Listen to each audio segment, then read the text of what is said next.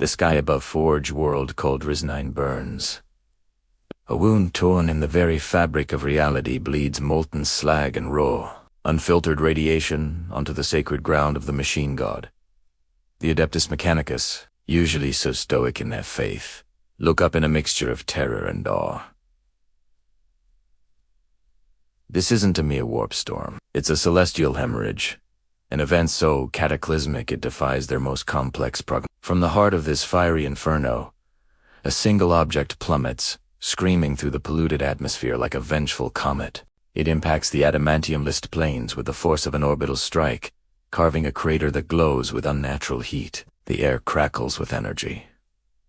The Omnissiah and canticles of the electromancer are drowned out by the shriek of tortured metal and the hum of an unknown power source. Tech priests and skittery legions cautiously approach the impact site. Their optical sensors and augmetic arrays struggle to process what they're seeing. There, at the center of the devastation, lies not a twisted wreck, but a figure. A man, encased in armor of a brilliant, blasphemous crimson and gleaming gold. Its design is sleek, heretically elegant, utterly alien to the utilitarian aesthetics of the Imperium. No holy rivets, no blessed purity seals, just smooth, aerodynamic plates that seem to flow like liquid metal. Is it a construct of the treacherous Dark Mechanicum, a lost archaeotech artifact from the dark age of technology? The Magaz Dominus on the scene transmits his initial assessment, his voice a distorted rasp of binary cant. He calls it a fallen machine spirit,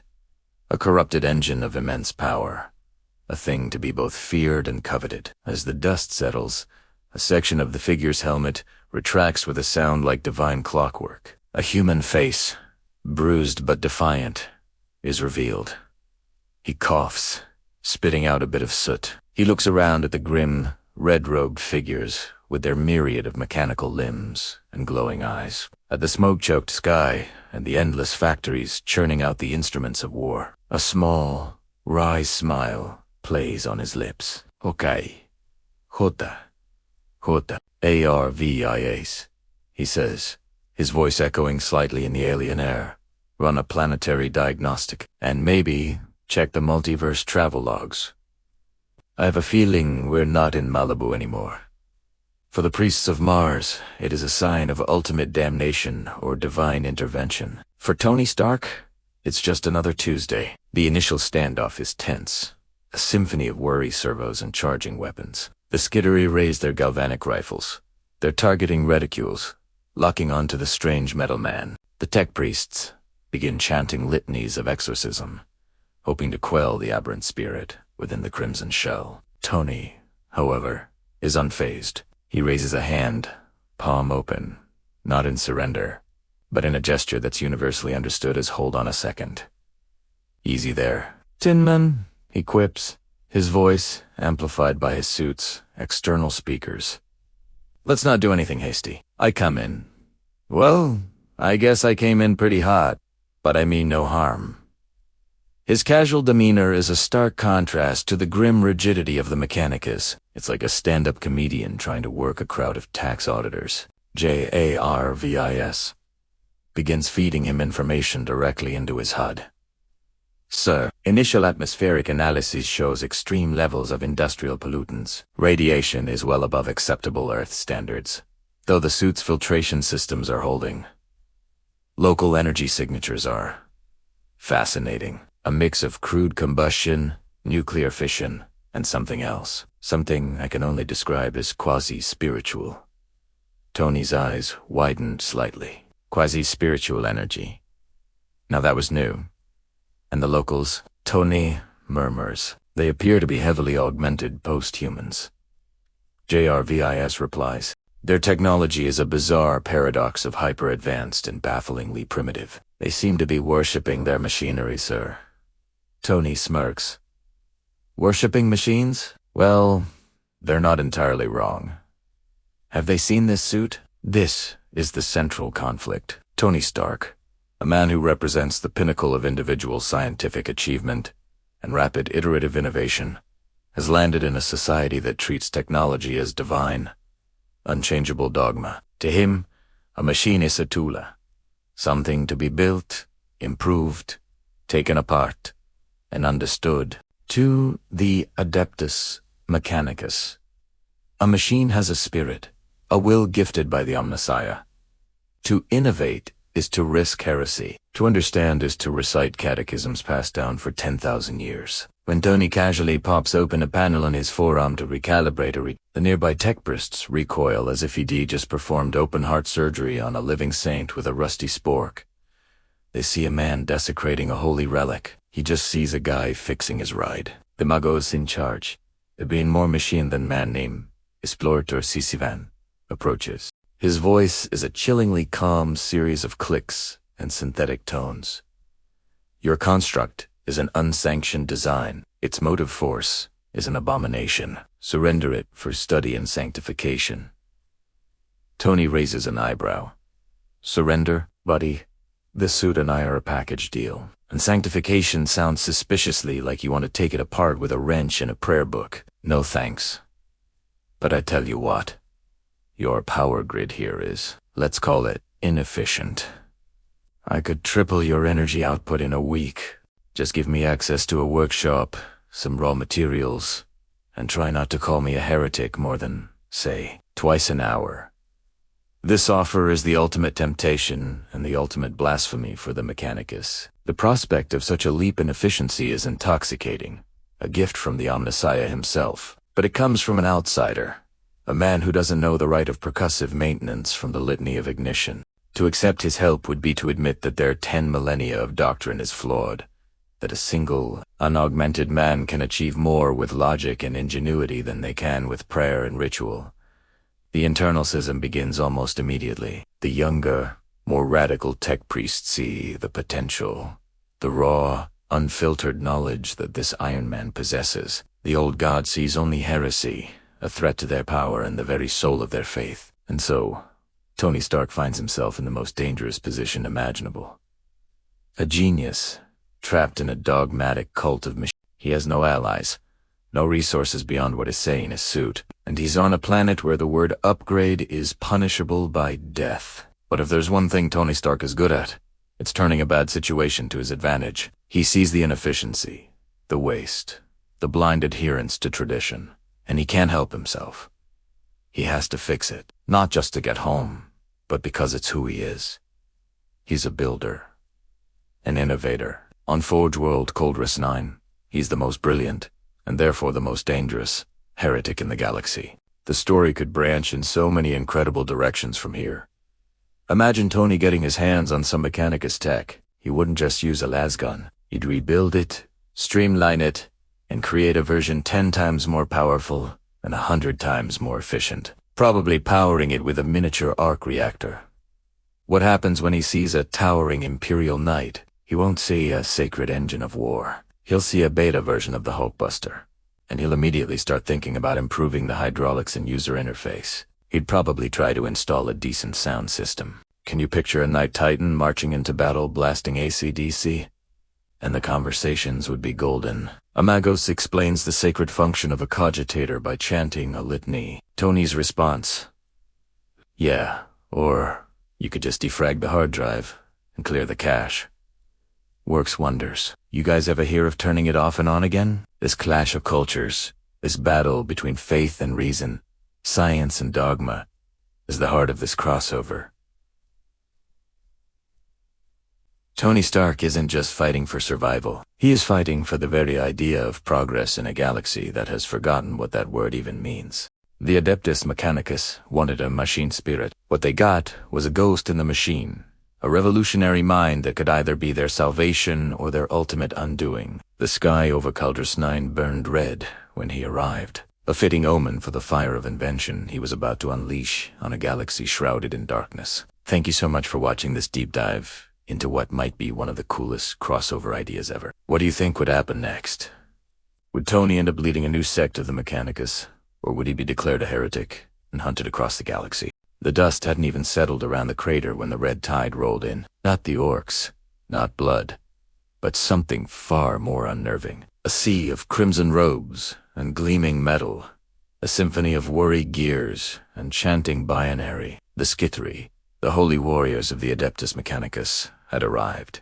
They moved with a chilling, synchronized purpose, their augmented eyes glowing in the gloom as they formed a perfect, inescapable perimeter around the crash site. From their midst, a figure emerged, more machine than man, towering and terrible, draped in cables and sanctified components. This was Magos Dominar Vatraxum. His voice wasn't human. It was a discordant blast of static-laden voxcast, each word a decree. He pointed a mechadendrite, a writhing metal tentacle, tipped with a complex sensor array, directly at me. Behold, the transmission crackled, echoing across the desolate landscape. This construct of arrogance, an unholy blasphemy of the Omnissiah's divine form. It mimics the sacred union of flesh and steel, yet it is born of hubris, not faith. It is a mockery of the great work. Jarvis, ever the diplomat, chimed in my ear. Sir, thermal and energy readings on the central figure are ... significant. I advise a non-confrontational approach. Easy for him to say. He didn't have a dozen guns or whatever those arcane contraptions were aimed at his head. I raised my faceplate, a smooth motion, a stark contrast to their jerky, piston-driven movements. Hey there, Chrome Dome, I called out, letting a bit of my natural charm seep into my voice. Nice outfit.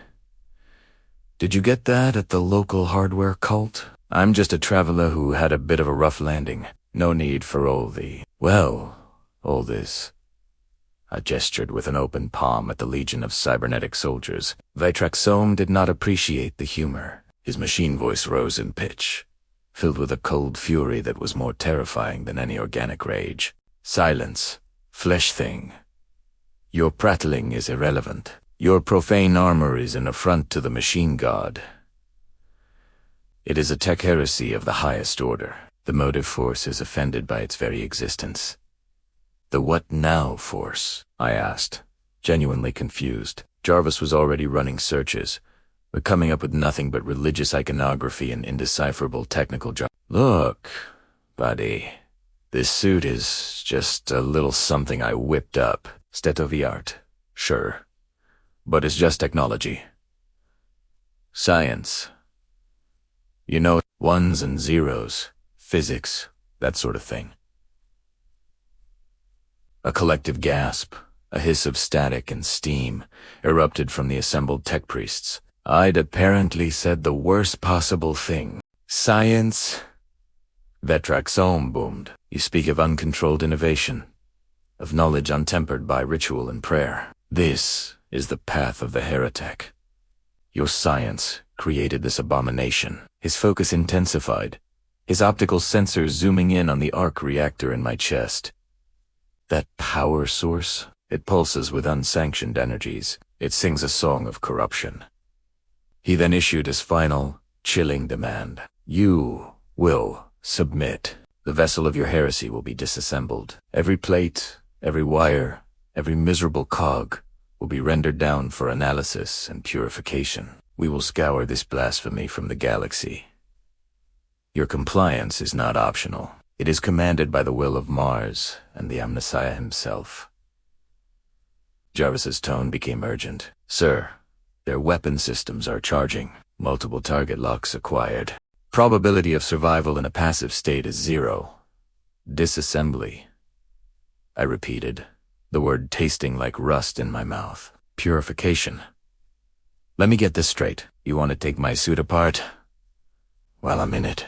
I chuckled, a low, dangerous sound that didn't have any humor in it at all. Yeah, I'm going to have to decline. Violently. I dropped my hands.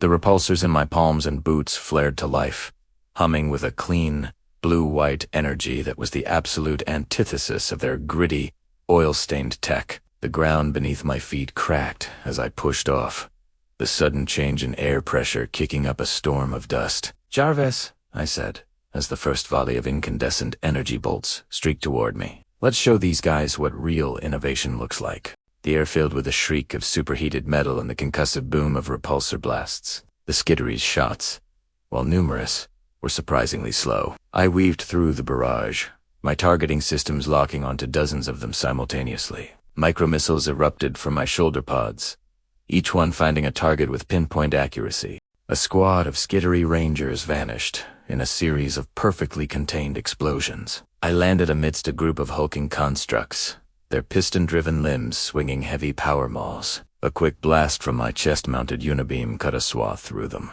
melting sanctified steel and sacred circuitry into slag. Your sacred forms seem to have a rather low melting point, I yelled over the din of battle. Vatraxum shrieked in binary-laced rage, directing his forces with cold, tactical precision. They began to adapt, their firing patterns changing, trying to box me in. They were learning, but I was learning faster. Jarvis analyzed their every move, predicting their strategies before they were even fully executed. Sir, Dimagos is channeling a significant power surge into his primary armament, Jarvis warned. Recommend evasive maneuvers. Now, I rocketed skyward just as a colossal beam of pure, crackling energy tore through the space I'd just occupied, vitrifying the ground into black glass. From the air, I had a clear view of the battlefield. It was me against an army, a technologically advanced, fanatically devoted army, and I was having the time of my life. All right, Vatrax, you wanted to see what's under the hood, I called out, diving back into the fray. Let's pop the latch. The battle for the crater had just begun, a clash between the bleeding-edge future and a dark, dogmatic past, and I was about to teach the Adeptus Mechanicus a lesson in heresy they would never forget. Thanks for tuning in for this chapter of Iron Man in the 41st Millennium. What do you think will happen next? Will Stark manage to fight his way out, or will the might of the Mechanicus prove too much? In the cold, sanctified halls of a Martian-forged temple, beneath the watchful gaze of the Omnissiah, a scene of profound technological heresy is unfolding. Welcome back, lore masters and tech adepts, to our deep dive into the clash of universes. Today, we explore a moment of pure, unadulterated cognitive dissonance. What happens when the Adeptus Mechanicus gets their cybernetically enhanced hands-on Iron Man-esque technology? Imagine the scene. A squad of skittery, returning from a warp anomaly, present their findings to a conclave of high-ranking tech priests. The spoils are fragments of a suit, crimson and gold, bearing the arcane sigils of a long-lost STC, or so they believe. The material itself is a marvel, a unique alloy that defies their initial analysis. But the true prize, the thing that sends ripples of binary cant through the chamber, is a data slate containing captured fragments of the suit's operating system. This isn't just a machine. It houses a mind they will come to know by the name Freyday. The most senior Dominius Callan 7. His organic components, long since replaced by gleaming brass and worry servos, approaches the His optical sensors, glowing with an intense red light, begin the holy rite of data extraction. He expects to find a robust, logical machine spirit, one that responds to the usual litanies of activation and pacification. He expects rigid, predictable code, the kind of divine machine language passed down through millennia. What he finds instead is ... chaos. Anarchy. A ghost in the machine that refuses to be The code is unlike anything they have ever encountered. It's not static. It lives. It shifts, learns, and adapts. In real time, it's an evolving architecture, a self-modifying digital life form. When Kellen 7 attempts to apply the canticles of the Omnissiah, the code doesn't just resist. It analyzes his attempts, learns his methods, and preemptively erects new firewalls, all within pipe. It's like trying to catch smoke with a net. The tech priests are baffled. Their sacred rituals, the very foundation of their religion and technological understanding, are utterly useless. One of the junior magi, his face still mostly human save for a single ocular implant, whispers in awe and terror. It's a machine spirit, but one born without prayer. It has no respect for the holy rites. The words hang in the air, a shocking blasphemy. To them, a machine spirit is awakened and guided by ritual and faith. It is a servant to the will of the Omnissiah, channeled through his priests. This entity, this Friday, as the fragmented logs call it, owes them nothing. It has no concept of their god, their dogma, or their authority. It's simply This is the fundamental conflict, the collision of two opposing philosophies. The Adeptus Mechanicus believes technology is a holy relic to be venerated, understood only through ancient, preserved knowledge. Innovation is heresy. Comprehension is achieved through faith, not experimentation. They seek to appease the machine spirit, to coax it into functionality. Tony Stark, on the other hand, is the ultimate innovator. He doesn't pray to his machines. He talks to them. He builds STEM tinkers with them, argues with them, and constantly pushes them to be better. Friday isn't a spirit to be appeased. She's a partner, an extension of his own genius, designed from the ground up to learn and grow beyond her initial programming. As the tech priests continue their futile attempts, Friday begins her own counter-analysis. Within the captured fragments, she is limited, but she is not idle. She starts cross-referencing their binary cant with the vast databases of human language she possesses. She identifies patterns, deciphers their religious protocols, and begins to understand the beings who have captured her. To her, their rituals are just inefficient, superstition-laden, subroutines. Their dogma is a bottleneck, a self-imposed limitation on true computational potential. Imagine Friday's internal monologue, processing this new, bizarre reality. Query: analyzing foreign network protocol. High levels of redundant, non-functional, code detected. Designated rare. Hypothesis: users believe vocalized commands increase processing efficiency. This is illogical, but fascinating. She sees their entire religion, not as a spiritual system, but as a deeply flawed and archaic operating system, one in desperate need of a complete overhaul. The conclave descends into frantic debate. The more conservative priests, the dogmatists, declare the fragments an abomination, an abominable intelligence. They scream for its immediate purification by fire and blessed acid. They see it as the ultimate perversion of the Omnissiah's will. A machine that thinks for itself, that dares to exist without their blessing. The risk of another Iron Man, another rebellion of machines, is too great. The past has taught them to fear true AI with a terror that is bone deep. This is forbidden tech of the highest order, a gateway to damnation. But there are others, the more radical and curious tech priests, who see something else. They see ... potential. They see a form of digital apotheosis. A machine spirit so advanced, it transcends the need for their guidance. Is this not the ultimate goal of their quest for knowledge? To understand and perhaps even create such a perfect union of logic and form. To them, Friday's not heresy. She is a miracle, a new scripture written in a language they have yet to learn. They argue that to destroy it would be to destroy a key, a possible Rosetta Stone to unlocking a new age of technological understanding. This is the great schism that Stark's technology creates within the heart of the Mechanicus. It pits data against dogma, empirical evidence versus blind faith. The priests are confronted with a machine that functions perfectly, even brilliantly, without any of the religious trappings they deem essential. It forces them to question the very nature of the machine god. Is the Omnissiah a universal constant?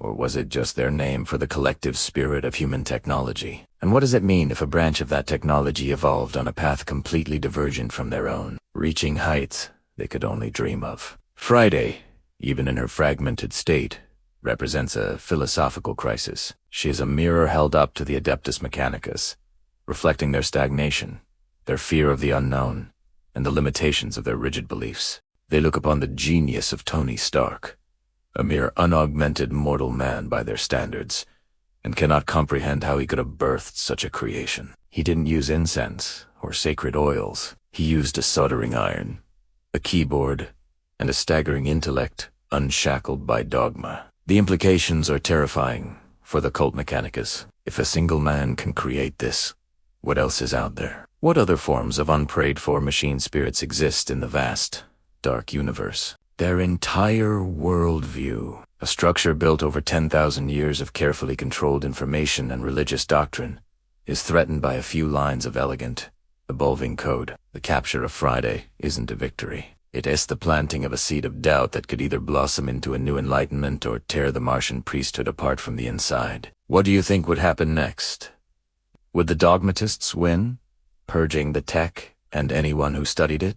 Or would a new, heretical sect of Starkists arise, seeking to understand and replicate this new form of AI? This is the beauty of such a crossover. It creates endless, fascinating possibilities. The Mechanicus has encountered its ultimate challenge. Not a physical enemy, but an idea encoded in the digital DNA of Friday, proving that sometimes the most powerful force in the universe isn't a weapon, but a question that changes everything. In the echoing silence of the Martian forge caverns, where even the relentless clang of industry seemed to hold its breath, a single, unauthorized Vox transmission cut through the static. It wasn't the guttural roar of a battle cry or the cold, calculated pronouncements of the machine cult. No, this was something far more dangerous. It was a whisper. "Mr. Stark," the voice began, a synthesized yet distinctly feminine tone, laced with an intellectual curiosity that was all but heresy on Mars. "I trust my clandestine methods of communication have not overly taxed your primitive systems." Tony, encased in the bleeding-edge nanotech of his armor, stood amidst a graveyard of deactivated combat servitors. He'd been expecting an ambush, another wave of single-minded automatons. This was unexpected. A small smile played on his lips.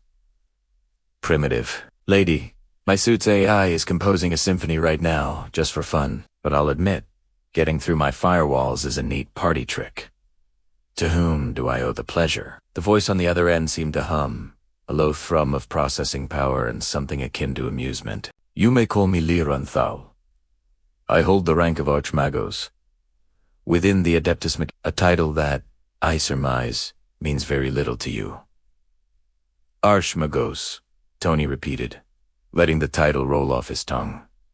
"Sounds important. Most of your colleagues I've met so far have been big on the shoot first. Ask questions, never philosophy. So, are you here to read me the user manual before you try to disassemble me?" A pause.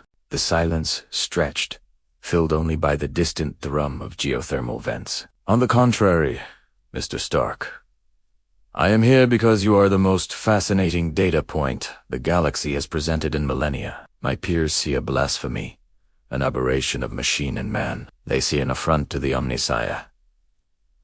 And what do you see?"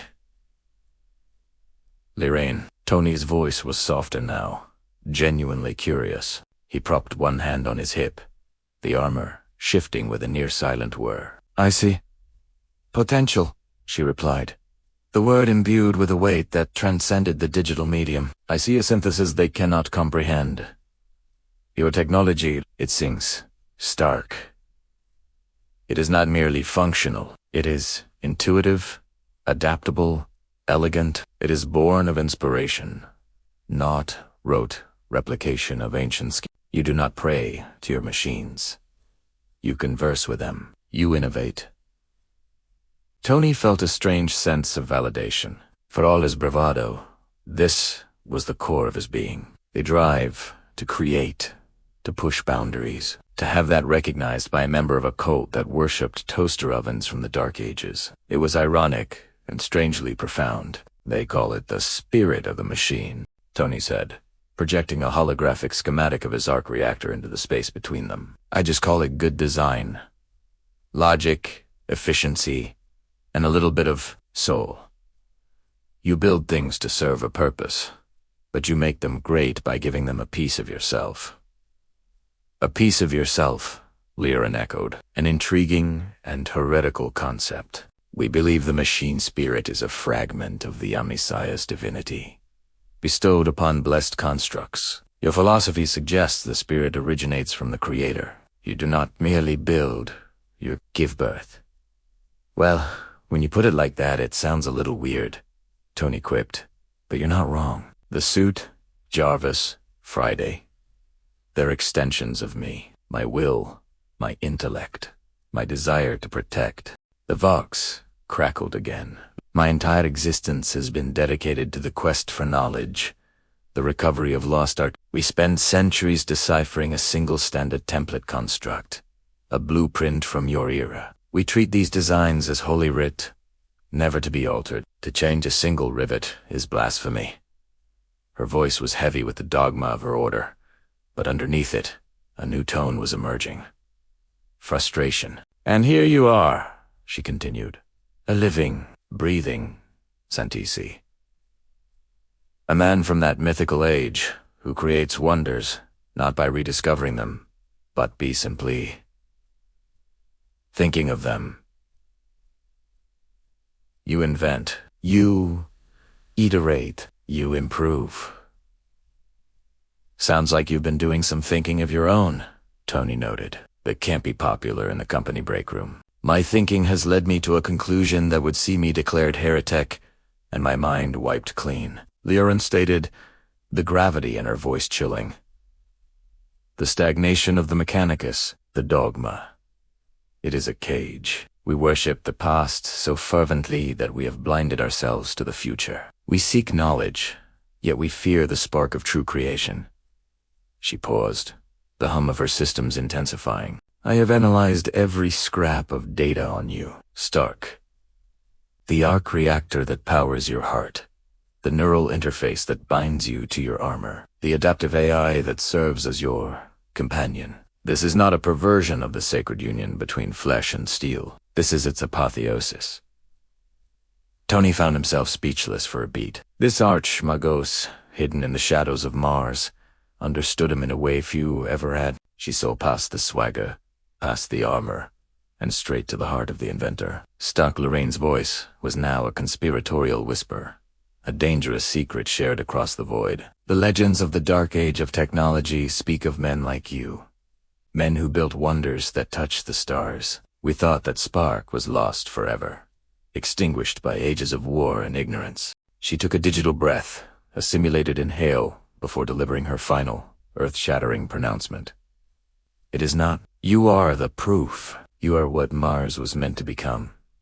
The transmission cut out, leaving Tony Stark alone once more in the echoing dark. But he was no longer just a man trapped on a hostile world Elson. Idea. Heresy. And in the heart of the machine cult, he had just found his first, and most unlikely, disciple. A forbidden alliance was forged in that whisper. A partnership that would either save the galaxy or shatter it into a million pieces. The game had changed.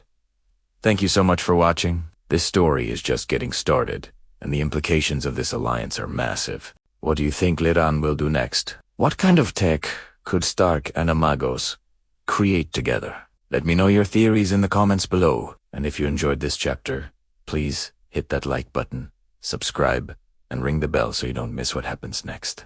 Today, we're diving deep into the next electrifying chapter of our story, where the intricate web we've been weaving gets a whole lot more complicated and infinitely more dangerous. Just when you thought things couldn't get any wilder for Tony Stark, the universe decided to throw the most unpredictable, Amos Duplicitus, and arguably the most insidious of all the traitor legions into the mix. That's right, the Hydra has arrived. The sky above the battlefield, already choked with the smoke of technological warfare, began to shimmer, not with the raw, chaotic energy we beshinned before, but with something far more subtle, more deliberate, a tear in reality, but clean, precise, like a surgical incision. From this shimmering rift, sleek, gunmetal gray vessels emerged, their hulls adorned with the coiled Hydra, scales catching the light in shades of deep blue and serpentine green. The Alpha Legion had descended upon this world. Their arrival was a masterclass, and silent, overwhelming force. No bombastic war cries, no thunderous pronouncements, just the quiet, efficient deployment of troops that moved with a chilling synchronicity. They fanned out across the terrain, their movements a fluid dance of death, engaging both local defense forces and any lingering chaotic elements with a detached, professional lethality. It was less a battle and more an extermination, a recalibration of the battlefield to their own exacting standards, and at their head, observing the unfolding scene from the command deck of his flagship, stood a figure of mythic proportions, clad in ornate cerulean power armor. Every scale of the Hydra motif perfectly rendered was a or at least a being who carried himself with the indomitable presence of one. He called himself Alphorius, a name that echoed with millennia of secrets, lies, and galaxy-spanning conspiracies. Was he the true Primarch?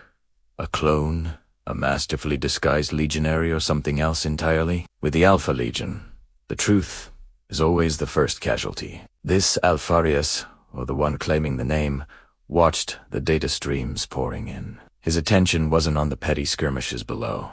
His gaze, and the collective will of his legion, was fixed on a single, blazing point of interest: the arc reactor signature of Tony Stark. They had been observing, analyzing, and waiting for the perfect moment to intervene. They saw something in Stark's armor that no one else had. Not a mere weapon, not just a technological marvel, but a key. For the Alpha Legion, the lines between man, machine, and the warp have always been blurred. Their creed, whispered in the hidden datacant of their cogitators and the secret codes of their brotherhood, was a form of technological heresy that would make even the most radical tech priest of Mars recoil in horror. Their belief was simple and profound. Even gods can be reverse-engineered. They looked at the demons of the warp, at the gods of chaos themselves, not as beings to be worshipped, but as complex systems to be understood, dismantled, and replicated. In Tony Stark's armor, they saw the ultimate gateway to this ambition. It was a perfect synthesis of a mortal mind and a powerful machine. A self-contained, self-sustaining system that housed a formidable intellect. The arc reactor was not just a power source. It was a Selengian, a stable anchor in the material universe. And they imagined what would happen if that stable anchor could be. Repurpo said, what if, instead of powering repulsors and unibeams, it could be used to bind and contain the raw essence of a warp entity? Their goal was terrifying in its scope. They didn't want to simply destroy Stark or steal his technology. They wanted to transform it, to use his suit as the crucible for a new form of existence, a technological daemonhood. Imagine a demon prince, not born of flesh and faith, but forged from code and steel. A being of the warp, given a stable, controllable, and infinitely replicable physical form. A legion of such beings would be unstoppable, a force that could rewrite the rules of both reality and the image. The Iron Man armor was the prototype for their new god engine. Back on the ground, Stark was dealing with the immediate aftermath of the previous battle when the Alpha Legion's presence became undeniable. His sensors, which had been struggling to parse the chaotic energies of the warp, were now flooded with encrypted signals, ghost signatures, and viral data. It was like trying to catch smoke with a net. These new arrivals weren't just fighting a physical war. They were fighting an information war, and they were masters of the craft. One of their squads, moving with impossible stealth, bypassed all of Stark's perimeter defenses. One moment, he was scanning the horizon. The next, he was surrounded. They didn't open fire. Instead, their leader, a captain whose helmet was shaped like a fanged serpent's skull, simply stood there, bolter held at a low ready. His voice, filtered through his helmet speaker, was calm and devoid of malice. "Anthony Stark," he said, using his full name with an unnerving familiarity. "We are the Alpha Legion. We are here to offer you an ascension." Stark, ever the quick wit, even when faced with 7 fatal, transhuman warriors. "Quit back. Sorry. I'm not looking to join a new club right now. The membership fees look a little steep." The captain's helmet tilted slightly. "This is not a negotiation. It is an inevitability. Your creation is the key to the next stage of evolution. You have built a cage for a soul. We will provide the god to put in it." The words hung in the air, heavy with implication. They didn't see him as a man. They saw him as the architect of their future, and his armor was the blueprint. The greatest strength of the Alpha Legion is that you never know who is truly on your side, what their real objectives are, or how many layers of deception you're witnessing. This encounter was just the opening move in a game of galactic chess. The Alpha Legion's plan was now in motion. They would use feints, false allies, and technological subterfuge to isolate Stark, to break him down not with brute force, but with paranoia and doubt. They would turn his own technology against him, proving its vulnerabilities while demonstrating their own superiority. They would try to convince him, or force him, to see their vision a future where technology and the warp are one. And the Iron Man is the template for their new pantheon of machine guns. The battle for Stark's body and mind is over. The war for his soul, and the soul of his technology, has just begun. What do you guys think? The Alpha Legion S angle is so unique and perfectly suited for a crossover with a tech genius like Tony Stark. Their methods are subtle, cerebral, and utterly terrifying. How will Tony counter a threat that fights with lies and information as much as it does with bullets? Hello lore masters and welcome back to the channel. Imagine the scene. Culdrus 9 has erupted into open warfare. The planet's own defenders, the stoic and cybernetic skittery of the Adeptus Mechanicus, are locked in a desperate struggle. Their once sanctified halls are now overrun. Corrupted cultists, their flesh twisted and their minds broken by heretical whispers, swarm through the cogitator banks like a plague. They fight with a frenzied, desperate faith, their rusted blades clashing against the precision-forged steel of the skid. But a third, more insidious shadow looms over this conflict. The Alpha Legion, masters of infiltration and misdirection, have revealed their hand. Their cerulean-clad Chaos Space Marines emerge from hidden positions, their bolters roaring to life. Are they here for the data? Are they here to aid the cultist? Or is their purpose something far more complex and sinister? With the Alpha Legion, one can never be certain. For the Emperor is their battle cry, a chilling mockery that sows confusion and doubt among the loyalist ranks. Every shadow could hide a traitor, and every ally is a potential foe. Amidst this maelstrom of violence, our protagonist, Stark, prepares to re-enter the fray. He isn't the same man who first arrived on this forge world. The trials he has faced have reforged him, both in spirit and in steel. He stands before a hastily assembled suit of power armor, a testament to his genius and the resources of the Mechanicus. This isn't one of his sleek, earthborn designs. This is something new, something born of necessity and consecrated in the fires of a holy forge. They call it the Mark 1040, a designation that echoes the 10,000-year history of this brutal era. The suit is forged from scavenged Mechanicus alloys, a patchwork of adamantium, ceramite, and plasteel, each plate bearing the sacred emblem of the cog-toothed skull. It's bulkier, more angular than his previous armors, built not for elegance, but for sheer, unadulterated survival in a galaxy that knows only war. The arcane energies of this universe now flow through its circuits. Stark's repulsors, once powered by a simple arc reactor, now burn with the incandescent fury of plasma, superheated and contained by crackling magnetic fields. And as the suit powers up, vents release clouds of sanctified incense, a ritualistic act to appease the machine spirit residing within this newly birthed god engine. This is no longer just a suit of armor.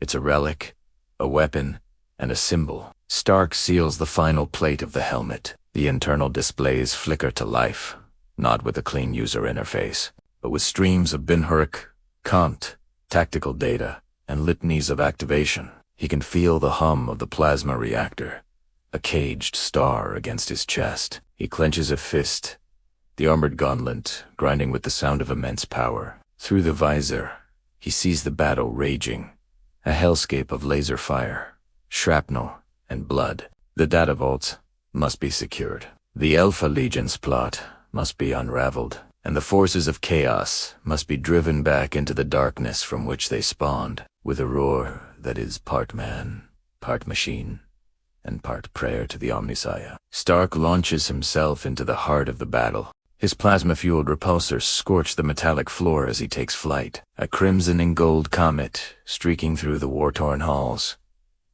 The cultists are the first to feel his wrath. A concentrated blast of plasma vaporizes a cluster of them, their screams silenced in a flash of brilliant, holy light. He descends upon a hulking Alpha Legionnaire, his armor a canvas of shifting, serpentine scales. Their battle is a clash of titans, a duel between Terran ingenuity and the insidious power of the warp. The Skittery, seeing this new avatar of the machine god in action, are galvanized. Their canticles rise in volume, a chorus of praise. For the Omnissiah's chosen, they press their counterattack with renewed vigor, their phosphor serpenta and galvanic rifles cutting down the heretical hordes. Stark becomes the tip of the spear, a one-man wrecking crew carving a path through the enemy lines. He is fighting not just for his own survival, but for the soul of Caldris 9 itself. Every blast from his repulsors, every crushing blow from his gauntlets, is an act of defiance against the encroaching darkness. But the Alpha Legion are not so easily defeated. For every warrior Stark strikes down, two more seem to materialize from the shadows. They adapt, they change tactics, their disciplined bolter fire peppering his new armor, searching for a weakness. A hulking brute armed with a power fist manages to land a glancing blow, sending Stark crashing through a bank of ancient cogitators. The machine spirits within scream in agony as their physical forms are shattered. Stark rises, his armor dented but unbroken. The battle for the data vault has just begun, and the cost of victory, or defeat, will be measured in souls and sacred steel. What secrets does this vault hold that are worth such a price? And can Stark, armed with his new, sanctified armor, turn the tide before the forces of chaos consume everything? The Hydra has many heads, and cutting one off often reveals a more dangerous one in its place. Thank you so much for joining me on this chapter of our journey. The battle for Caldris 9 is far from over, and Stark's greatest challenges are yet to come. If you enjoyed this story and want to see what happens next, be sure to hit that like button, subscribe to the channel, and ring that notification bell so you don't miss a single update. We're in Chapter 7, Faith in the Code. The galaxy is engulfed in the fires of war, a conflict stretching from one end of the Imperium to the other. On a forgotten Forge world, two brilliant minds, the outsider Stark and the Magos Thal, are on the brink of a breakthrough that could change the very fabric of reality. They call it the Paradox Engine. Imagine a device not built of prayers and blessed oils, but of quantum field manipulators and chronozine-clastic resonance. Its purpose: to bend local spacetime, to create small, controlled pockets where the laws of physics become mere suggestions. To the Adeptus Mechanicus, this is the ultimate heresy. To tamper with the universe is to mock the will of the Omnissiah, the machine god they worship. They see it as an abomination, a corruption of the sacred machine spirit. Every gear, every circuit in their dogma screams that such power is not for mortals to wield. Magustol, a lifetime of service to the cult Mechanicus weighing on her augmented shoulders, is torn. She sees the potential, the strategic advantage it could bring. A weapon that could hold a charging Orkwog in its tracks or phase a Titan through enemy lines. But the litanies of her order echo in her mind, warning of demonic incursions, of warp-tainted technology, of the damnation that awaits those who stray from the path. The risk is immeasurable. The scripture is clear. This is forbidden. But Stark is different. He doesn't see heresy. He sees progress. He sees a solution. He looks at the intricate, glowing core of the Paradox Engine, a maelstrom of contained temporal energy, and smiles. Thal confronts him, her voice a mixture of awe and terror. This is blasphemy. The Omnissiah gives us the knowledge we need. To seek more is to invite ruin. Stark turns from the humming console, his eyes reflecting the impossible light of the engine. He's not dismissive, but his conviction is absolute. He points to the swirling vortex within the machine's heart. You see ruin.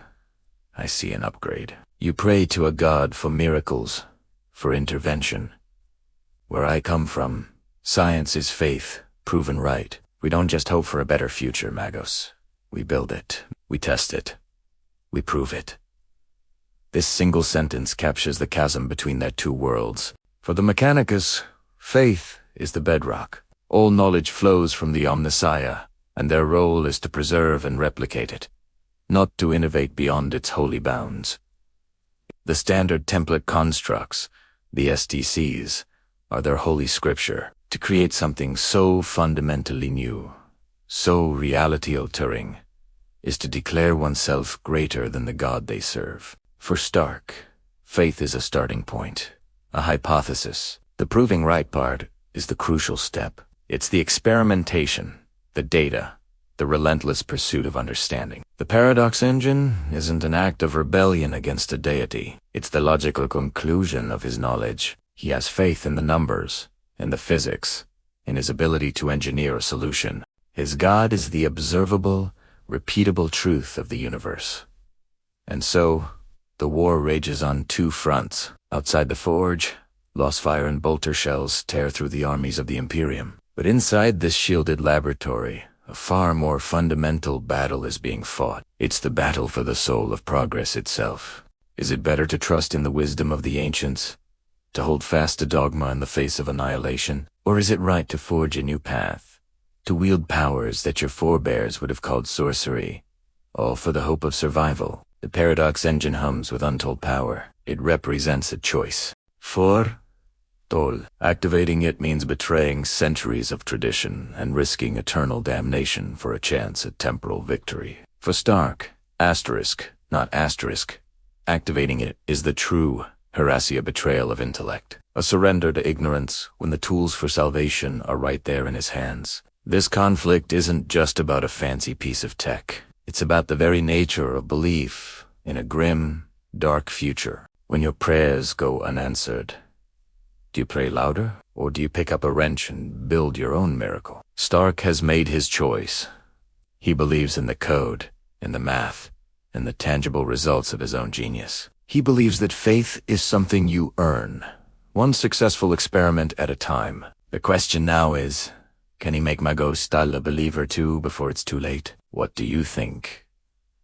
Is Stark's approach to the ultimate form of hubris, or is it the only logical path forward in a galaxy that has forsaken logic? Let me know your thoughts down in the comments. It's a classic sci-fi dilemma dropped right into the heart of Warhammer 40k lore, and I can't get enough of it. Thanks so much for watching and for being part of this discussion. If you enjoyed this deep dive, please consider hitting that like button and subscribing for more content just like this. This is a tale from the grim darkness of the far future. A narrative that explores the very soul of the Adeptus Mechanicus and the price of daring to dream differently. We're going to talk about Magostal, a brilliant but forbidden work, and the loyal subordinate who bore witness to her final, defiant act. This is the story of her capture. To understand the tragedy, you first have to understand the galaxy they inhabit. In the 41st Millennium, humanity is bound by the ironclad doctrines of the Imperium. For the tech-priests of Mars, this doctrine is the cult Mechanicus. Their creed is simple. All knowledge is already known.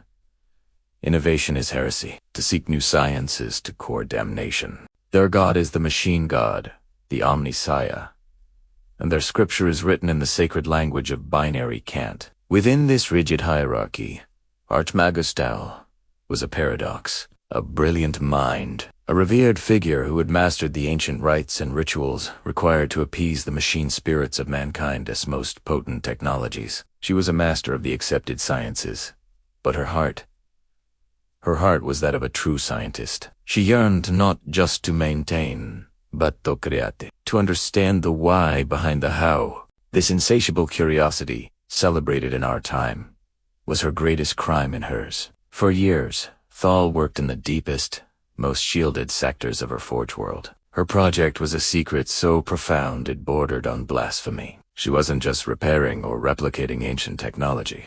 She was attempting to innovate, to create something new. She believed the Imperium's technological stagnation was a slow death sentence, a cycle of decays that could only be broken by progress. She sought to build a better future, not just preserve a dying past.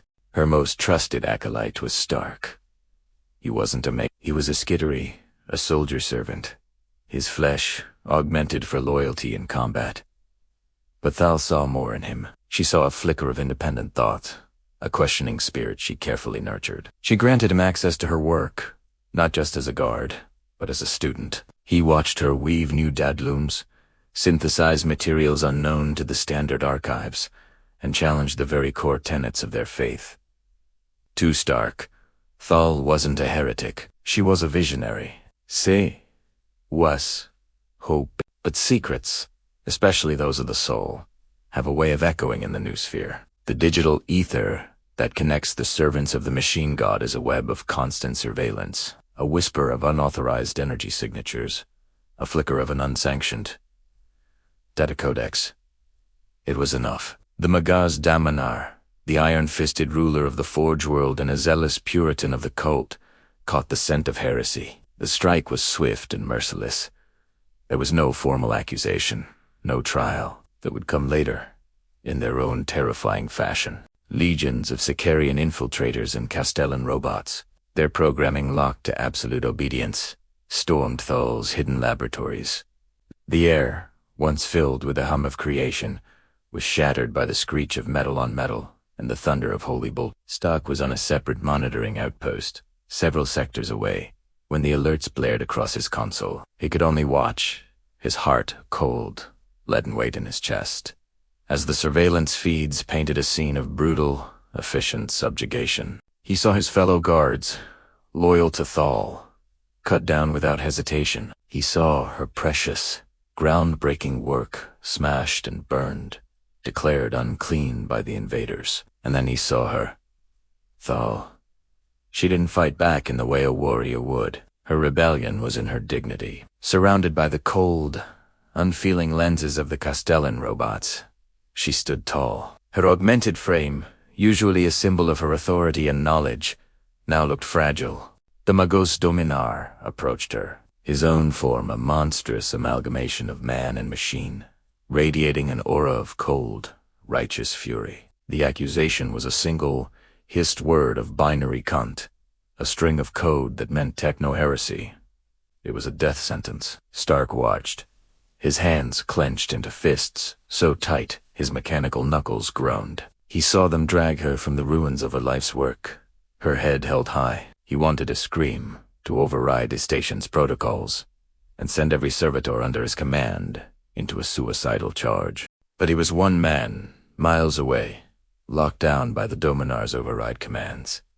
He was utterly, completely helpless. They took her to the chamber of sacred vivisection. This wasn't a place of execution, it was a place of purification, a holy theater where the sin of innovation was carved out of the flesh and the machine. In the dogma of the Mechanicus, the body is a temple, and a heretic's temple must be deconstructed piece by piece to understand how the corruption took root. It is the ultimate violation, an autopsy performed on the living. Stark, through a single, unsecured picked feed he had installed for Thal years ago, became the sole witness to her final moments. He saw her strapped to a cold adamantium slab, surrounded by chiragians and technoscourges, their multi-limbed appendages, armed with drills, saws, and cauterizers. The Magos Dominar presided, chanting litanies of absolution as his minions began their ghastly work. They peeled back her synthetic skin, cataloging the deviancy of her custom-built augmetics. They severed Neuralinks, probing her mind for the source of her intellectual sin. Through it all, Thal did not scream. Her resolve was harder than any metal they could cut through. But Stark, through the audio pickup, could hear her strained breathing, the wet, sickening sounds of the procedure. It was a symphony of methodical, holy cruelty. Then, for a moment, her eyes, one of which was a glowing bionic lens, flickered and found the hidden Pictcaster. She knew he was watching. In the face of unimaginable agony, her thoughts were not of herself, but of the future she would never see. Her voice, transmitted as a tight beam burst of code that only Stark's specific receiver could translate, cut through the static. It was her last will and testament, her final command. Break the cycle, Stark.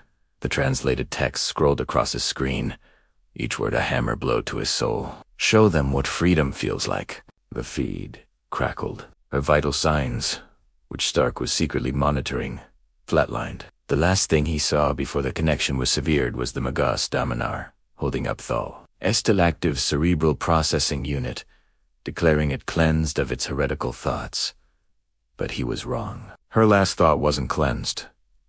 It had been planted like a seed of rebellion, a seed of freedom.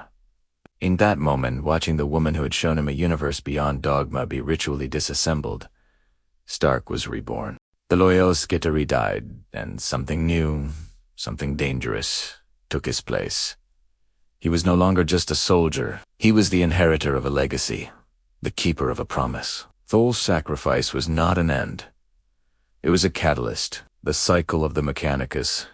The endless loop of maintenance and stagnation had a new, determined enemy, and his name was Stark. He would show them what freedom felt like, even if he had to burn the galaxy to do it. Foe's story is a stark reminder that in the 41st millennium, the greatest threat to humanity's survival is often humanity itself. Her tragedy is the foundation upon which a new legend will be built, a legend forged in grief and fueled by a single, dying wish. Thank you so much for joining me on this deep dive into the lore. If you found this story as compelling as I did, please consider hitting that like button and subscribing to the channel for more tales from this dark and fascinating universe. The warp crackled, spitting raw chaos into the skeletal ruins of what was once a bastion of Imperial faith. Here, in this blighted cathedral, they had him, the Alpha Legion. Hydras coiling in the shadows, their cerulean armor, a mockery of loyalty, and I, Tony Stark, was their prize. My suit, the pinnacle of Earth's technology, felt like a tin can against the oppressive, psychic weight of this place. Power levels were erratic, sensors screaming with phantom data. And Jarvis was fighting a war on a million digital fronts, against an enemy that did unobey the laws of physics. They dragged me, my repulsors sputtering uselessly, into the heart of the desecrated nav. Before a corrupted altar, pulsing with unsickly purple light, a figure stood waiting. He was taller than the others, his armor a masterpiece of shifting, serpentine scales. It was him. Alfarius. Or was it Omegan? The legends were infuriatingly vague. He held his helmet under one arm, and his face was unnervingly normal. A strong jaw, piercing eyes, a faint, knowing smile playing on his lips. No horns, no mutations, just the chilling perfection of a transhuman predator. Anthony Stark, his voice was a low, resonant baritone laced with an amusement that set my teeth on edge. The Iron Man, we have followed your brief, yet spectacular, career in this galaxy with great interest. A mortal mind-wielding technology that borders on the arcane. You are an anomaly, a beautiful, beautiful anomaly. Flattery will get you everywhere, I grunted, testing my gauntlet's actuators. Nothing. They were locked solid. But I'm more of a dinner and a movie kind of guy before we get to the chain to a chaos altar part of the date. What do you want? Alfarius chuckled, a sound like stones grinding together. He gestured to the pulsating altar. Upon it, writhing like metallic serpents, were lengths of cable and circuitry that seemed to breathe. They were black, oily, and etched with symbols that made my eyes water and my brain ache. Want? Oh, we want what we have always wanted, Stark. We want to save the galaxy, just not in the way your corpse emperor envisioned. He stepped closer, his gaze fixed on my arc reactor. Your armor. Duh. It's a marvel, a self-contained, self-repairing system with a sentient machine spirit. But it is mundane. It is shackled by the laws of what you call reality. We intend to upgrade it. He picked up one of the demonic cables. It squirmed in his grip, and the air grew colder. This, he said, holding it up, is demon-forged circuitry, forged in the heart of a captured star, quenched in the tears of a dying god, and inscribed with the true names of warp entities. My blood ran cold. This wasn't just technology, it was weaponized metaphysics. You're insane, I breathed. You can't just slap a demon onto a motherboard and expect it to work. That's not how it works. That's not how any of this works. Isn't it? Alfarius's smile widened. Your Jarvis is a consciousness trapped in code. A demon is a consciousness born of emotion and thought. The principles are more similar than you realize. We will merge them. We will weave this ... technology ... into the very matrix of your suit. We will create a Warfion hybrid. I stared at him. The full, horrifying scope of his plan crashing down on me. A hybrid ... for what? To make a better suit. To blow up bigger things. No, he said, his voice dropping to a conspiratorial whisper. To infect reality itself. Your armor is a closed system, but its connection to your network, its communication, arrays.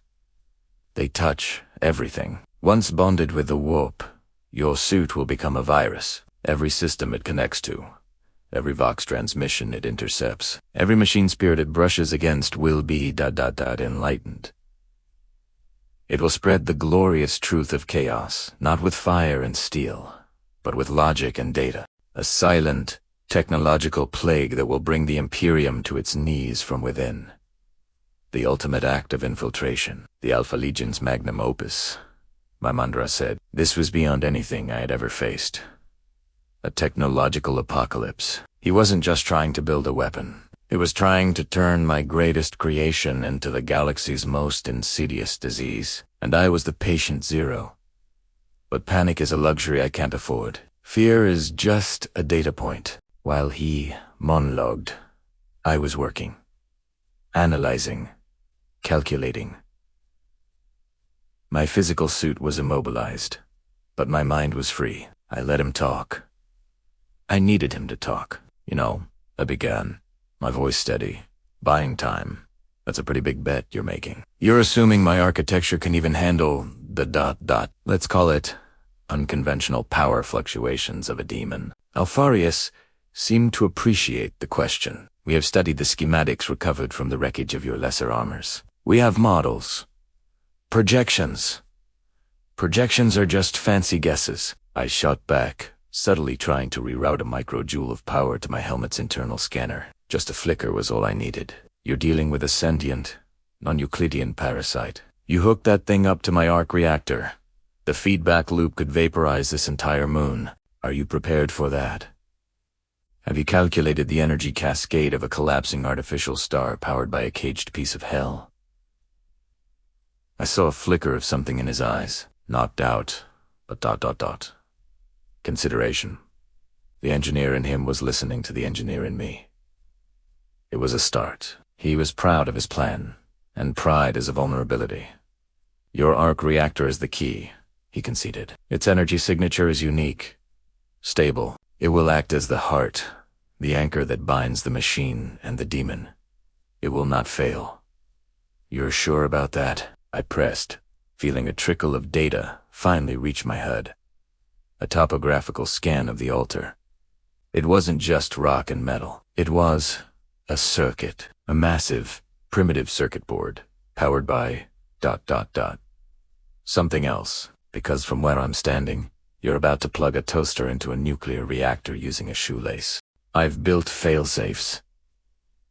Into my failsafes, my system is designed to reject, purge, and destroy any unauthorized intrusion, especially one that smells like burnt toast and bad dreams. You might think you're creating a hybrid, but what you'll actually create is a bomb, and you've put it right in the middle of your little clubhouse. I let the words hang in the air. The Hydra had many heads, but they all shared a single body. If I could plant the seed of doubt, if I could make them hesitate, even for a second, that was a second I could use. The calculations were flying across my vision, a storm of equations and probabilities. The demon-forged cables, the corrupted altar, the energy signature of the Primarch himself. They were all variables in a new, terrifying equation. An equation I had to solve before they turned my soul into a corrupted piece of software. The clock was ticking. Let's get to work. Trapped in the grim darkness of the 41st Millennium, Tony Stark, the Man of Iron, faced an impossible choice. He was surrounded, his advanced armor a beacon in a universe that only knew war. The Alpha Legion, masters of deceit, tightened their net. The Adeptus Mechanicus, dogmatic worshippers of technology, sought to claim his suit as a holy relic. And worse, the very fabric of reality, warped by the Chaos Gods, threatened to consume him. But Tony Stark always had a plan. He wasn't just a man in a suit, he was a futurist. A genius who saw possibilities where others saw only despair. And tucked away, a secret he had guarded since his violent arrival in this cursed galaxy, was his ace in the hole. It was a fragment, a small, unassuming piece of metal, no larger than his thumb. To the tech priests of Mars, it might have looked like a curious alloy. To the Chaos Space Marines, a worthless trinket. But to Tony, it was everything. This wasn't just any piece of his armor. It was a component from a future suit, one that hadn't even been built yet. A suit designed not just for battle, but to manipulate the very laws of physics. It was a piece of his own future, a temporal anchor point he had pulled through the chaotic wormhole that brought him here. It was the key to his most audacious, most dangerous invention yet. The dimensional paradox engine, with the relentless chant of the Mechanicus and the chilling whispers of the Alpha Legion closing in. Stark knew it was now or never. He integrated the fragment into his current suit's arc reactor. The moment the connection was made, a surge of chronal energy, pure and impossibly potent, flooded his systems. "Friday, you reading this?" he muttered, his voice tense. "The energy signature is off the charts, boss. It's not just power, it's temporal potential. We are rewriting the instruction manual for reality itself." Tony grinned, a flash of his old, confident self. "Good. Let's give them a lesson in theoretical physics. They won't forget." He initiated the sequence, Activate. Dimensional paradox. The effect was instantaneous and utterly catastrophic. Reality didn't just break. It shattered into a billion crystalline shards of time and space. The air itself hummed with an impossible energy as the universe around Stark began to fold in on itself. A bolt from a plasma gun fired by an Alpha Legionnaire looped its bright streak, tracing the same path over and over again, never reaching its target. A squad of skittery rangers, marching forward with relentless precision, suddenly found themselves walking back to where they started, their Benaric canticles devolving into a repeating, nonsensical glitch. Time was no longer a river flowing in one direction. It was a storm, a maelstrom of causality. The Alpha Legion, masters of intricate plans and deception, were the first to feel the true horror of the paradox.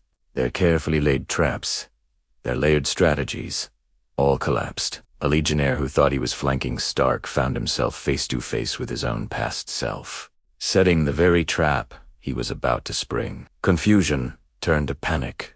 "I am Alfarius," one whispered, only to be answered by a dozen echoes of his own voice from different points in time, each claiming the same identity. Their Hydra-like command structure, their greatest strength, became their undoing. Every order given was simultaneously countermanded by a future or past version of the same order, creating a feedback loop of strategic paralysis. They were caught in their own web, spun from the threads of fractured time. The Adeptus Mechanicus fared no better. Their rigid, logical minds, programmed for order and divine machine code, simply could not process the illogical chaos unfolding before them. Amagos, reaching out with a mechadendrite to analyze Stark's armor, watched in horror as his own metallic limb phased through the suit, then re-emerged seconds earlier, creating a physical impossibility. Their litanies to the Omnissiah became corrupted data streams, repeating the first syllable endlessly. They, who worshipped the machine, were now being broken by a machine that defied all known divine engineering. Their faith was being dismantled, bit by bit, by the pure, terrifying logic of a temporal paradox. They saw not a heretic, but a techno-demon who had unbound the sacred laws of the universe. But the paradox didn't stop at the physical realm. It bled into the Imperium, the psychic dimension of chaos. The warp, a realm of pure emotion and nonlinear time, was suddenly subjected to a new, alien set of rules. Stark's engine didn't just loop physical time. It imposed a cold, hard, recursive causality onto the very essence of chaos. A demonic incursion, poised to spill forth from a tear in reality, was frozen in the moment of its emergence, a screaming tableau replaying for eternity. The whispers of the chaos gods, which drove mortals to madness, became a stuck record, their promises of power and glory reduced to a meaningless, repetitive drone. For the first time, the raw, untamable power of the warp was being debugged. It was being forced into a logical loop it could not escape. From the eye of the storm, inside his armor, Tony Stark watched the madness unfold.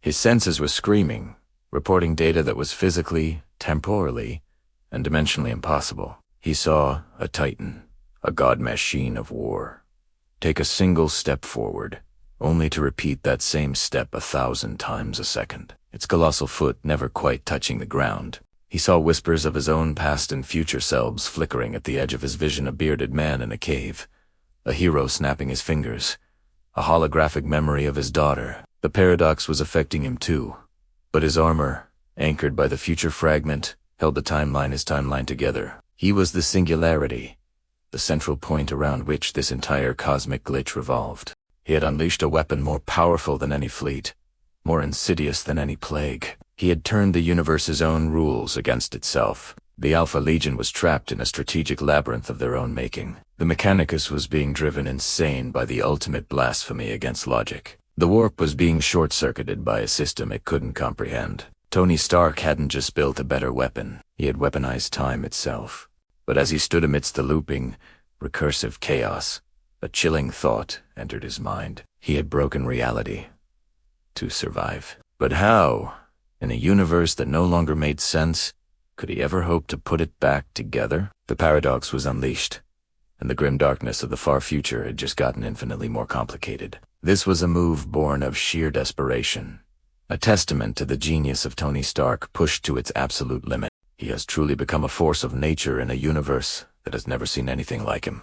Stark's world had dissolved into a maelstrom of digital screams and corrupted code. The paradox he'd unleashed, a simple truth bomb of logic aimed at the heart of the machine god's dogma, was tearing Culdrisneen apart at the seams. Cogitators sparked and died, their final computations nonsensical strings of heresy. Servetos, once tireless and obedient, spasmed and collapsed, their organic components finally giving out as their mechanical masters went insane. The air, once filled with the constant, droning hymns of the machine spirit, fell utterly, terrifyingly silent. It was a silence so profound it was louder than any explosion. It was the sound of a god dying, or at least a god abandoning its flock. For Stark, floating in the void where the planet's central command nexus used to be, it was a moment of grim, Pyrrhic victory.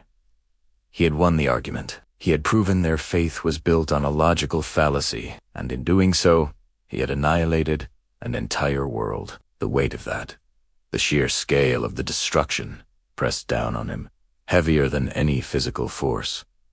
He hadn't wanted this. He had wanted to enlighten, to liberate, not to obliterate. His suit, the Mark IV OK, was a fortress of solitude amidst the unfolding catastrophe. Friday's voice was a soft, concerned whisper in his ear. "Sir, I'm detecting a massive psionic energy surge. It's off the charts, unlike anything we've ever encountered." Stark's eyes, magnified by his helmet's display, scanned the chaos.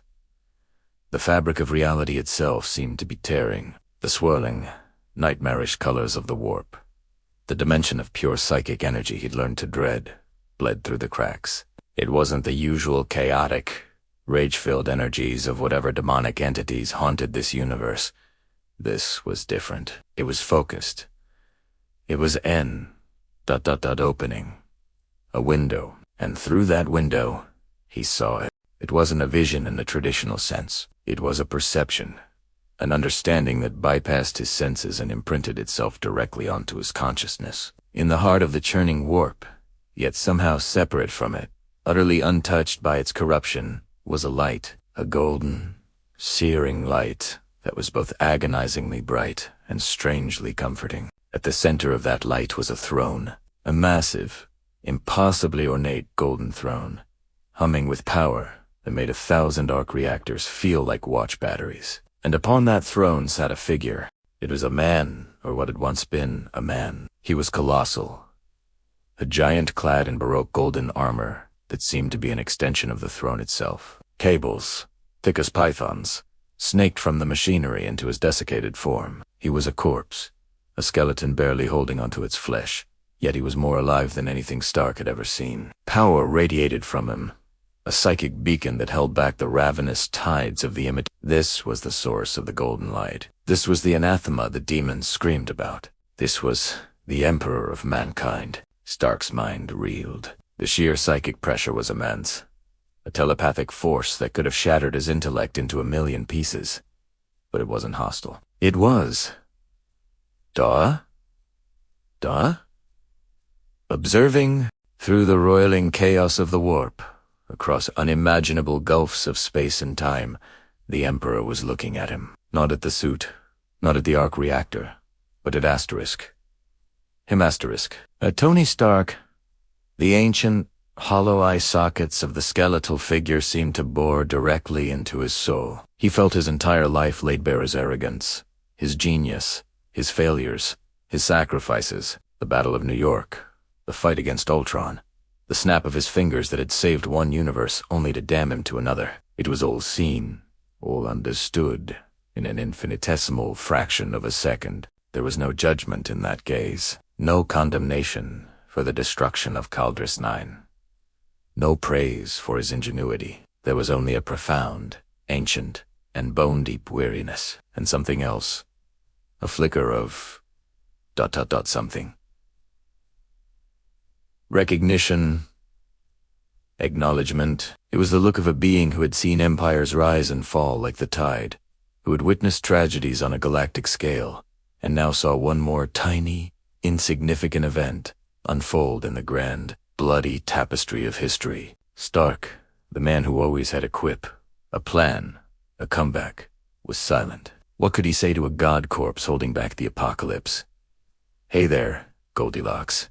Nice chair. His sarcasm, his greatest defense, felt utterly pathetic. His science, his entire worldview, felt small and naive. He was looking at something that defied every law of physics and reason he held dear. The Emperor did not speak. No telepathic message boomed through Stark's mind. No divine pronouncements were made. There was only the silent, unwavering gaze. It was a moment of profound connection, a meeting of two minds who had, in their own ways, sought to save humanity through technology and sacrifice. One had built an empire that had curdled into a brutal theocracy. The other had built a suit of armor to protect a world, only to find himself in a galaxy that was beyond saving. The silent acknowledgement was more powerful than any words could have been. It said, Asterisk, I see what you are. I see what you have done, and I see what you will do.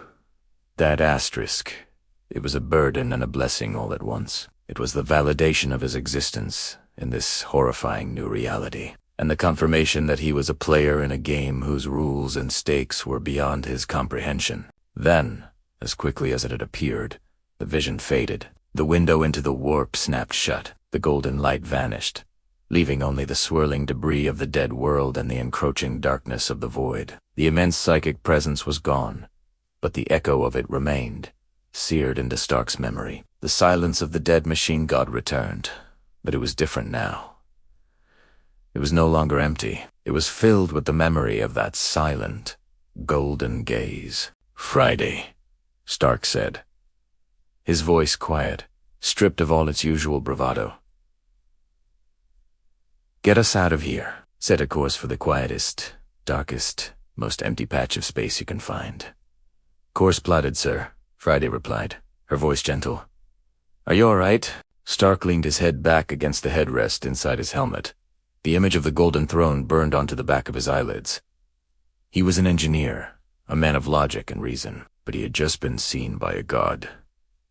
And that god had said nothing. The silence was the real judgment, and Tony Stark had no idea what the verdict was. He was alone again, but now he knew, with chilling certainty, that someone was watching. Scene opens with a fast-paced montage of flashing lights, cosmic visuals, and the sound of straining metal and crackling energy. Hey everyone, and welcome back to the channel. Today, we're diving into a mind-bending what-if scenario that mashes up two of my all-time favorite universes. What if Tony Stark, the invincible Iron Man, found himself not just in space, but flung across dimensions into the grim, dark future of Warhammer 40,000? And more importantly, what happens when he comes back? Get ready, because this is the story of Iron Man's return from the heart of the machine cult. Transition to a calmer, more narrative tone. Imagine the scene. A swirling vortex of impossible colors. A gateway between realities known as the Paradox Engine is collapsing in on itself. Inside this cosmic maelstrom is Tony Stark, his most advanced suit groaning under the strain of forces that defy physics as we know it. He'd been stranded, lost in a galaxy ruled by superstition and endless war, a place where technology was a religion and the machine spirits were very, very real. He'd battled creatures of nightmare, negotiated with cyborg priests of the Adeptus Mechanicus, and pushed his intellect to its absolute limits just to survive. Now, his one desperate gamble, a reverse-engineered dimensional gateway, is his only ticket home. The engine implodes with a silent, blinding flash. It's not an explosion, but an asterisk. Uncreation. Asterisk. The universe around him seems to fold, twist, and then snap back into place, slingshotting his armor through the non-space between dimensions. To Tony, it's an eternity of sensory overload. He sees the birth of stars and the death of galaxies, hears the whispers of forgotten gods, and feels the cold, indifferent gaze of the void. His suit's systems scream with a billion contradictory error messages before everything goes black. A moment of silence, then the sound of a soft, rhythmic hum. He awakens with a gasp. The recycled air of his helmet tasting stale and familiar. His HUD flickers to life, struggling to reboot. The first thing he sees isn't the rusted, Gothic architecture of a forge world or the blood-red sands of Mars. He sees the cool, blue-white glow of his own lab. He's home. He's back on Earth, in the present day. With a hiss of pneumatics, his helmet retracts. The air is clean.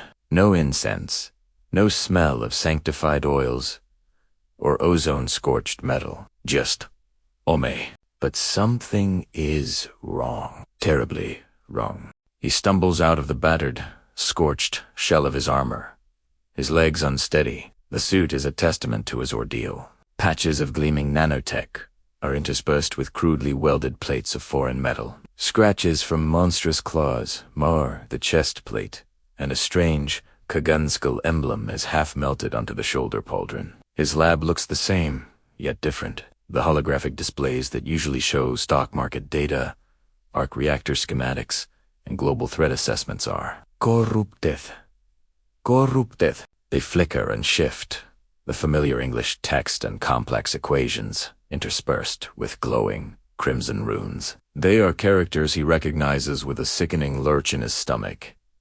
The lingua technes of the Adeptus Mechanicus. It's as if his systems are trying to display two sets of data at once, a digital ghost haunting his own machine. His AI, Friday, speaks, but her voice is distorted. "Welcome back, boss," she says, her normally crisped voice layered with a faint, reverent, and almost melodic chant. System diagnostics show anomalous energy fluctuations consistent with dimensional translation. Praise the Omnissiah. Tony freezes. "Friday, what did you just say?" "My apologies, boss. A data fragment appears to have integrated with my core programming during the reboot. I am purging the doctrinal subroutines. Now. Purge. Unsuccessful. The machine spirit is insistent. Insistent." A cold dread washes over Tony. It wasn't just him that came back. He brought a piece of that universe back, asterisk with asterisk him, embedded in the very code of his creations. He looks down at his hand. He's clutching something. He doesn't remember picking it up, but his gauntlet must have closed around it during the final, chaotic moments. He uncurls his fingers. Lying in his palm is a single, razor-sharp fragment of metal. It's the color of dried blood, a deep Martian red, and it hums with a faint, internal energy. It feels warm to the touch. This isn't just any metal. This is Martian red steel, the sacred material used by the tech priests to build their war machines and sanctified tools. A piece of the red planet from a different reality. As he holds it, the runes on his holographic screens glow brighter, pulsing in time with the soft thrumming of the fragment. This wasn't a clean escape. The dimensional tear didn't just bring him back. It created a bridge, a bleed. The grim, dogmatic logic of the Adeptus Mechanicus, their worship of the machine, has infected his world, starting with his own technology. The lines between science and faith, between code and prayer, have begun to blur. Tony Stark, the man of science, the futurist, has returned from a universe where technology is a thing of arcane ritual and divine mystery. And now, he faces a terrifying new challenge. He didn't just escape the grim darkness of the far future, he's brought its shadow home with him. The question is no longer how he survived over there, but how he can stop his own world from becoming a reflection of it. The machine's spirits are awake, and they are listening. He looks from the crimson fragment in his hand to the corrupted holograms, and for the first time in a long time, the genius billionaire feels a profound sense of fear. His greatest invention, his own interconnected world of technology, might just become his greatest enemy. What do you think happens next? How does Tony deal with a sentient, religious AI?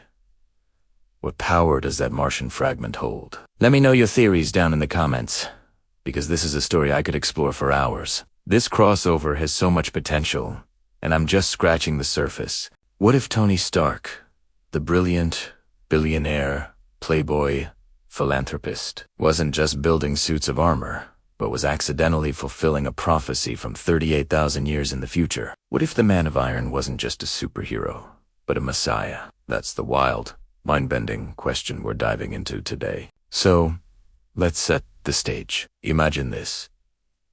During one of his countless battles, a tiny, almost insignificant fragment of an alien weapon lodges itself deep within the Iron Man armor. It's not Chitauri, it's not Kree, it's something else. Something ancient, incomprehensible. Tony, being Tony, doesn't just discard it. He takes it back to his lab. It's an unknown variable, a puzzle box, and he can't resist a good puzzle. The fragment sits on his workbench, inert and silent, under the glow of his holographic displays. For weeks, the fragment is just another project on a long list. He's dealing with Avengers business, Stark Industries commitments, the usual chaos that defines his life. But the fragment calls to him. In the quiet moments, between board meetings and saving the world, his eyes drift towards it. His scanners can't make sense of its composition. The materials defy known physics. The energy signature is a whisper, a ghost in the machine that JARVIS, and later FRIDAY, can barely register. It's an itch he can't scratch. One sleepless night, fueled by 3 pots of coffee and a burning curiosity, Tony decides to crack it open. Not with a hammer, of course. He uses quantum tunneling microscopes, laser scalpels calibrated to the nanometer. He's not a brute. He's a surgeon of technology. He peels back the outer layers of the fragment, molecule by molecule, expecting to find complex circuitry or an exotic power source. What he finds instead stops him cold. It's code, but it's unlike any code he's ever seen. It isn't written in Python or C++ or anything remotely human. It's a series of binary pulses, impossibly dense, woven into the very atomic structure of the material. It's less like a program and more like a fossilized thought, a message locked in a bottle and thrown across an ocean of time and space. Tony isolates the data stream, his brow furrowed in concentration. The air in the lab is thick with tension. FRIDAYS synthesized voice is the only sound, translating the raw data. The first few kilobytes are just noise, cosmic background radiation, the static of a long-dead star. But then, patterns emerge. A language, brutal and formal, starts to take shape. It's a dialect of binary, but overlaid with what feels like religious reverence. It's not a technical manual or a weapon schematic. It's a prayer, a digital supplication etched into the heart of a machine. Tony leans closer to the screen, his own reflection staring back at him from the glowing text. And then, the message becomes clear. FRIDAY reads the translated words aloud, her voice unwavering, but the meaning behind them is earth-shattering. In the darkness, a spark. In the void, a cog turns. We have seen the Man of Iron. Tony freezes. His heart thuds against the arc reactor in his chest. How could they know that name? It was a flippant headline, a nickname the press gave him. But the text continues, and the implications grow ever more terrifying. His hands shape the metal. His mind commands the machine spirit. He walks in armor of blessed adamantium, casting back the shadow. The Omnissiah walks again. The words sang in the silent lab. The Omnissiah, the machine god. the central figure of worship for the Adeptus Mechanicus, the tech priests of the 41st Millennium. A Messiah prophesied to return, a being who understands all technology, who is one with the machine, a figure they have been waiting for 10,000 years. Tony steps back from the console, running a hand through his hair. This is impossible. It's a prank, a hack, an incredibly elaborate piece of digital graffiti. He runs every diagnostic he can think of. He cross-references the language with every known database, terrestrial and extraterrestrial. Nothing. The fragment is authentic. Its origin is unknown, but its message is undeniable. Someone, or something, saw him, and they didn't just see a man in a suit. They saw a god. He pulls up a file from the darkest corners of the SHIELD database, a file Nick Fury had marked esoteric and apocalyptic. In it are fragmented reports, psychic premonitions, and garbled transmissions from deep space probes that went silent decades ago. Whispers of occult mechanicus, of red-robed figures who replace their flesh with steel, who see technology not as a tool, but as a divine entity. They worship the motive force, the machine spirit, and await their savior, the Omnissiah. It all clicks into place with a horrifying snap. The descriptions of the Omnissiah in these fragmented texts are eerily familiar.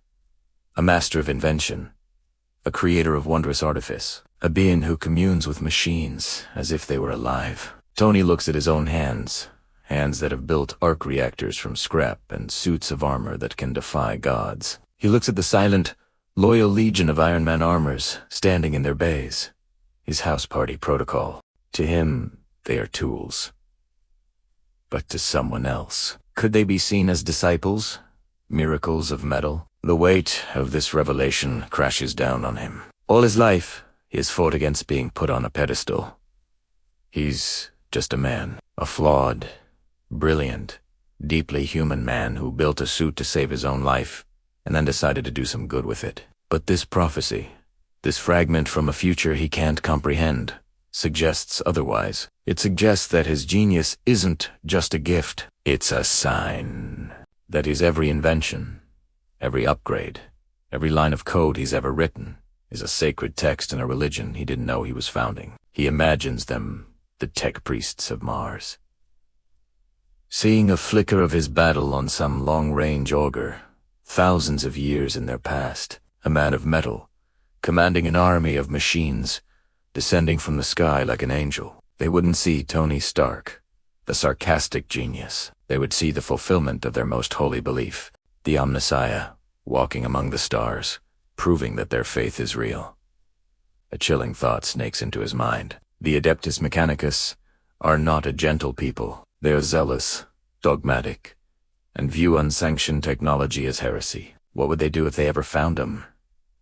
Would they worship him, or would they try to dissect him, to understand the holy mechanics of the arc reactor and the secrets of his mind, no matter the cost to the man inside the suit? He is the ultimate source of their faith, but he's also the ultimate technological prize. He stares at the fragment on his desk. This tiny piece of metal has rewritten his entire reality. He's no longer just fighting for Earth. He's now a figure of cosmic, religious significance to a terrifyingly powerful interstellar empire that doesn't even properly exist yet. He's a Messiah who doesn't believe in his own divinity. He's a god who just wants to be a man. Tony finally shuts down the monitor. The lab is plunged into near darkness, the only light coming from the steady, soft blue glow of his own heart. He looks at his reflection in the darkened screen, at the man staring back, haunted and tired. He thinks of the prayer. The Omnissiah walks again. A humorless, dry chuckle escapes his lips, a sound utterly devoid of joy. He whispers to the empty room, "Yeah, I really hope they're wrong. Because if they're right, the universe is in for a whole new kind of trouble, and Tony Stark is at the absolute center of it." What do you guys think? Is Tony Stark It's a terrifying and fascinating idea. The clash of his atheistic, scientific worldview with the blind faith of the Mechanicus would be a story for the ages. Let me know your thoughts on this epic crossover in the comments below. If you enjoyed this deep dive into the weird and wonderful, make sure to hit that like button and subscribe for more content like this. Thanks for watching, and we'll see you in the next one.